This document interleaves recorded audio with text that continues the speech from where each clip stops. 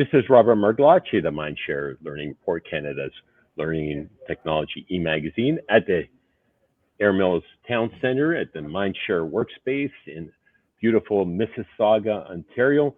And I'm honored to have join me for a Mindshare Learning Moment, MindShareTV podcast for a sneak peek at the Canadian EdTech Leadership Summit coming up October 19th and 20th. As one of the stellar presenters, we have a global expert on online learning, Maxim, the CEO of Contact North. Thank you for joining me this morning, Maxim. Thank you, Robert, for having me. A little bit about Maxim Jean-Louis. He is the President and Chief Executive Officer of Contact North, Ontario's distance education and training network headquartered in Thunder Bay, Ontario. 26th year as the President and CEO, which is Ontario's community-based bilingual distance education and training network funded by the government of Ontario. A little interesting statistic during the pandemic, 2021, they responded to 1.3 million requests for services, generating 190 registrations in online programs and courses, and secured a 92% satisfaction rate.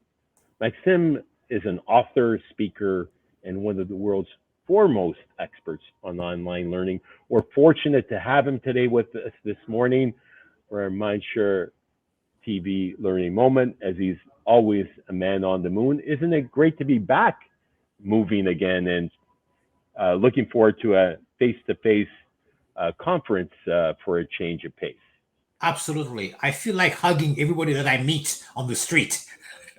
Yeah, which is interesting because it's a redefinition of how we interact, isn't it? Because not everyone's quite comfortable. So you always have to kind of gauge the situation, don't we? Exactly. But I'm loving it.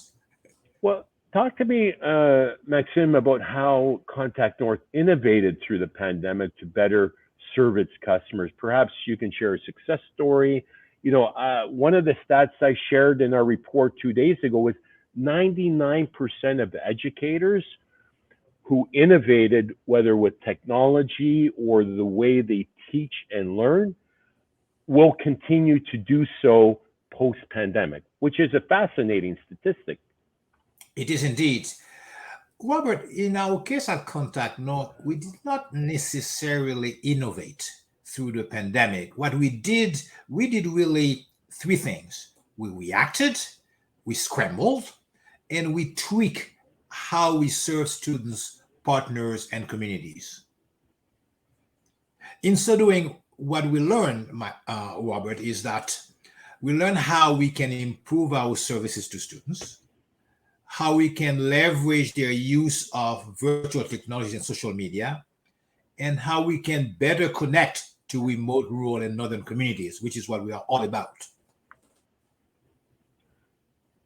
You really have an intense focus more than ever before on serving the marginalized and First Nations and bringing equity to all for learning. And that's very commendable, but it's not an easy task, is it? Well, it's not an easy task, Robert, when you are focusing, as we do, on unemployed job seekers, people on social assistance, single parents, people with disabilities, people in remote, rural, fly-in communities. It's very challenging, but that's where the need is. And the complexities you deal with, and hence your expertise. What I admire about you is that you have that growth mindset, being part of the International Consortium on Online Learning, attending many conferences. When you learn, you share. And as you emerge from the pandemic, talk to me about three innovation trends you see sticking in post-secondary education. There are at least three that really strike me. Obviously, is the focus on blended learning, a mix of face-to-face and online learning, greater flexibility rather than a rigid, all in class, all the time mode of teaching and learning. That's definitely number one. Number two, because we are now in a situation, Robert, where at least in Ontario, skills, skills, skills, we need people, a focus on skills agenda and micro credentials, as opposed to Right. just offering semester based courses. I'm sure that you know that Canada, in Ontario, in fact, leads Canada in its investment in micro credentials. So we are doing well. The third aspect is that it's a focus on equity and inclusion, trying to address longstanding inequality in access, because there's a difference between the person in the Ontarian Kapuskasing accessing online learning than the one in, let's say, Mississauga accessing online learning. So those three things, blended learning, focus on skills, focus on equity and inclusion, are three trends that actually very much struck me. Fascinating. Now, a thriving country uh, has an intense investment and focus on education and innovation. Canada is very much a learning country in many ways, and we are one of the most sought after countries for post-secondary education by foreign students. Uh, I think it generates over $15 billion annually, and I'm not sure what the figure is post-pandemic, but in economic activity. Um, Dr. Steve Jordans, who I've interviewed several times from the University of Toronto, psychologist who happens to have his own EdTech, Yes. talks about the threat of the great snapback, where people have a tendency to take the path of least resistance and go back to what it was. Talk to me about your perspective on this from where you sit as the CEO of Contact North. Well, I the word snapback is a bit worrisome, both in terms of the reality of it and the way we formulate it. I I think really what is happening is that so many students are demanding flexibility in the way they access their learning to complete their studies. I can't quite see a snapback obliterating that. Most faculty, Robert, want to use technology in their teaching in intelligent ways, and were able to do so because of significant investments in professional development over the past 2 years. I don't see that going away. Thirdly, the available and emerging technologies address many of their concerns, and that happened in the last 2 years. So, for those three reasons, I don't necessarily see the snapback becoming something that is going to really uh, make us take a step back. I think there'll be a better kind of a one step Right. sideways, step back, five steps forward, if you like. Thank you I for guess, that. Well, I was going to comment that the customer has an expectation once they've experienced the optimization of online hybrid blended learning, and there is that pressure that comes from the customer base as well, and the competitiveness of institutions, not only locally, but the playing field is now global in nature. yes.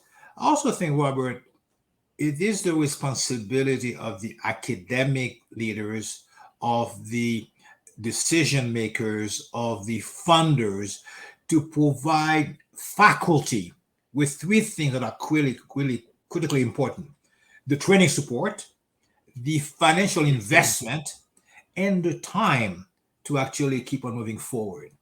It doesn't matter how much we talk about snapback moving forward, unless those three things come together: training, financial investment, and time.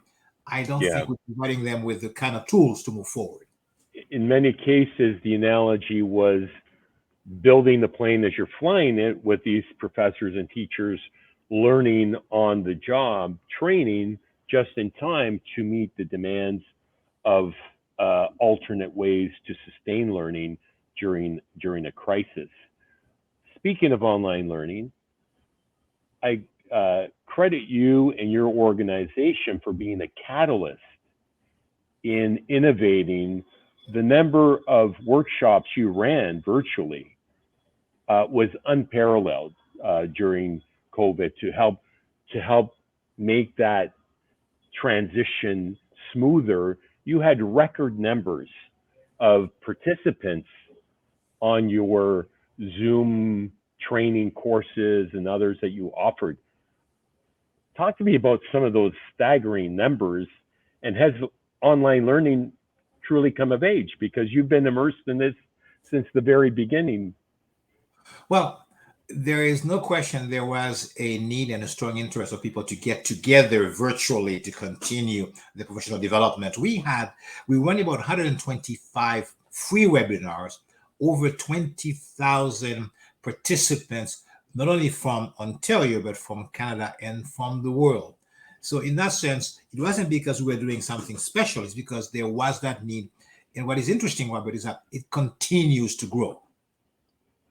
Now, your question is, has online learning come of age? My short answer is no.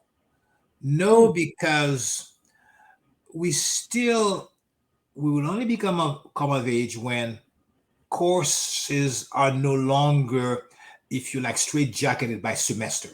I mean, you cannot keep on offering semester-based courses online. That's not, in my view, coming of age.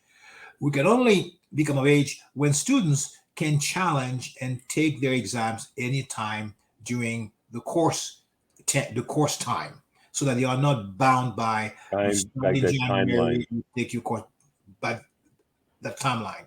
It's also when we do have a lot of open education resources, so that faculty don't have to be reinventing the wheel every time. And of course, you've heard me on this before. That is when every community has access to sufficient bandwidth to really be able to communicate and to learn. That part is really concerning. We have not done as much to improve that as I think we should have and we could have. Well, it certainly sets the stage for the upcoming, we're 1 week away from the Canadian EdTech Leadership Summit. We're honored to have you on the Fireside Chat panel with a number of esteemed participants. And, some of the topics that you've broached during our conversation today are really going to be challenged. And, we're going to take a deeper dive into some of those areas that you highlighted. Agile learning, as you alluded to, is really essential when, students are not only, students are working, students are in different situations, different countries.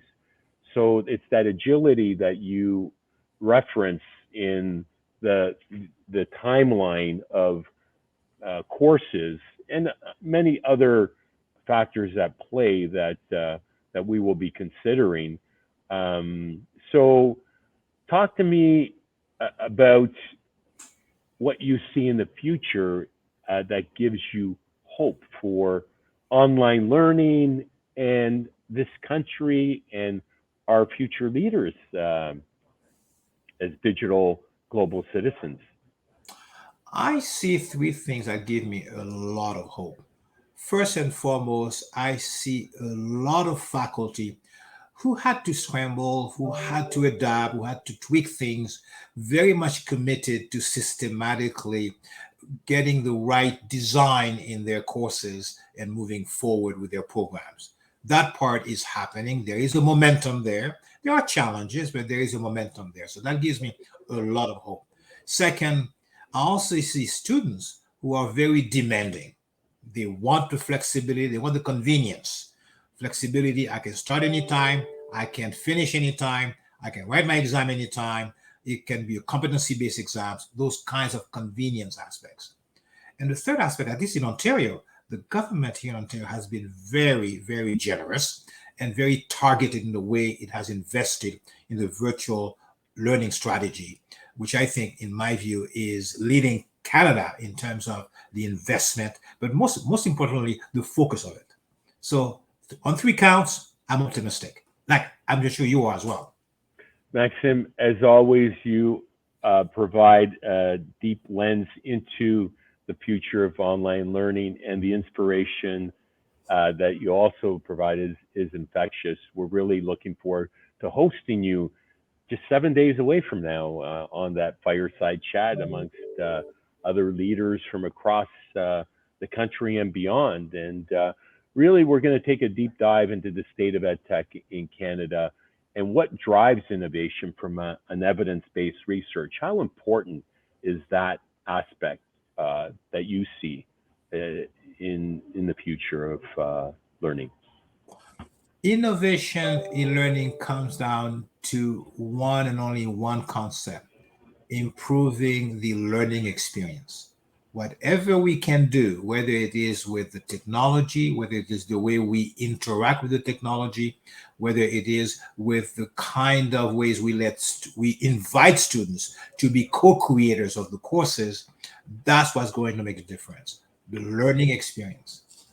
It's amazing thank you for that. When you give kids agency, the sky's the limit. So with that, I know you've got no doubt a busy schedule ahead of you today, Maxim. Thank you so much for your time. Anytime. At your service. Looking forward to it. That was Maxim Jean-Louis, the CEO of Contact North. My name is Robert Mardlacci, the Mindshare Learning Report. Be sure to check out www.mindshare Learning to get your latest issue, and do plan to join us next week as we host the 13th Canadian EdTech Leadership Summit, October 19th and 20th, in partnership with McGill University and the Faculty of Education, and as well as online if you're unable to attend in person. And until next time, stay healthy, stay safe, and keep the learning curve steep.